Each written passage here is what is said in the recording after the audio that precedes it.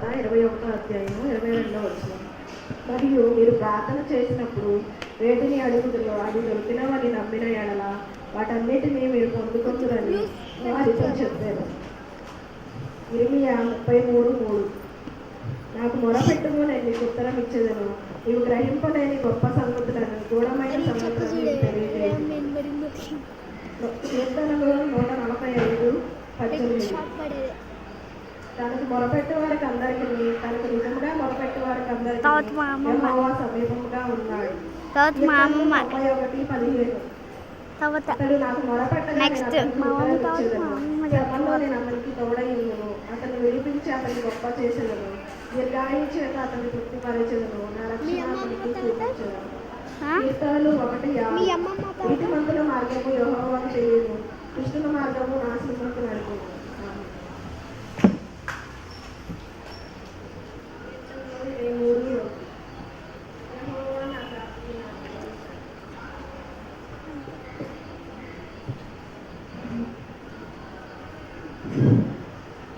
అందరికీ వందనాలండి.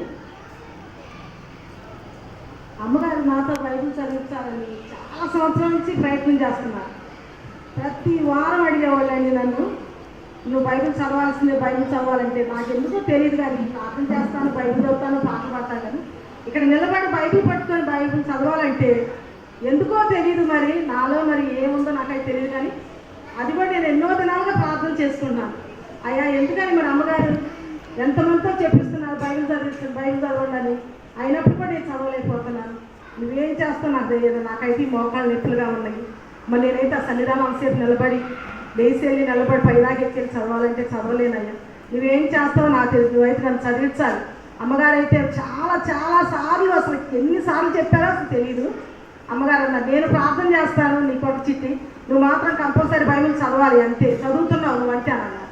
ఈ శీలమైత్రి కొరకు ముందుగా 8వ తారీఖు నుంచి, నెల ముందు నుంచి చెప్పారు, నువ్వు 8వ తారీఖు నువ్వు బైబిల్ చదవాలని. అప్పుడు నేనేమంటున్నానంటే ఇంటికి వెళ్ళి ప్రేయర్ చేసుకొని, అయ్యా 8వ తారీఖున ఎప్పుడో బైబిల్ చదవటం కాదు, రేపు వారం నుంచే నేను చదువుతానని అమ్మగారితో 2 వారాల ముందు నుంచే నేను బైబిల్ చదవటం, బైబిల్ పట్టణం ఇక్కడ చేయటం నేను ఆచరించాను. దేవుడు మాత్రం నాకు చాలా నాకు అది నేర్పించాడు బైబిల్ చదవటం వల్ల. మీ అందరికీ నా వందనాలు. 46వ కీర్తన. దేవుడు మనకు ఆశ్రయంలో దుర్గమునై ఉన్నాడు, ఆపత్కాలంలో నమ్మకం తగిన సహాయకుడు. కావున భూమి మార్పునందునను, నడి సముద్రంలో పర్వతలు మునినాను, వాటి జలములు ఘోషించు నుడి కట్టినాను, ఆ పొంగునకు పర్వతము కదినాను, మనం భయపడము. ఒక నది కలదు, దాని కాలువలు దేవుని పట్టణమును, సర్వోన్నత మందిరం పరిశుద్ధ స్థలమును సంతోషపరుస్తాడు. దేవుడు ఆ పట్టణంలో ఉన్నాడు, దానికి చలనం లేదు. అరణోదయం దేవుడు సహాయం చేయించున్నాడు. జనములు ఘోషించుకుని మీ రాజ్యములు కదులుచున్నవి, ఆయన తన కంఠత్వం వినిపించగా భూమి కరిగిపోతున్నది. సైన్యంలోకి ప్రతిగొప్ప మనకు తోడై ఉన్నాడు. యాకోబు యొక్క దేవుడు మనకు ఆశ్రయమైంది. అందరికీ వందనాలు. అందరికీ వందనాలండి. 34వ కీర్తన 7వ వచనము. యెహోవా యందు భయభక్తులు గలవారు ఆయన దూత కావలి వారిని రక్షించండి. 46వ కీర్తన 1వ వచనం. దేవుడు మనకు ఆశ్రయంలో దొరుకుతున్నాయి అన్నాడు, ఆయన ఆపత్కాలను నమ్ముకున్న కలిగిన సహాయకుడు. కీర్తనలు 84వ అధ్యాయము 10వ వచనం. ఈ ఆవరణంలో ఒక దినము గడుపుట 1000 దినముల కంటే శ్రేష్టం. భక్తిహీన గుడారంలో నివసించడం కంటే నా దేవుని మందిర ద్వారంలో ఉండటం నాకు ఇష్టం. 120వ కీర్తన 1వ వచనం. నా శ్రమలో నేను యెహోవాకు మొరపెట్టి ఆయన నాకు ఉత్తరం ఇచ్చాను. మీ అందరికీ వందనాలు.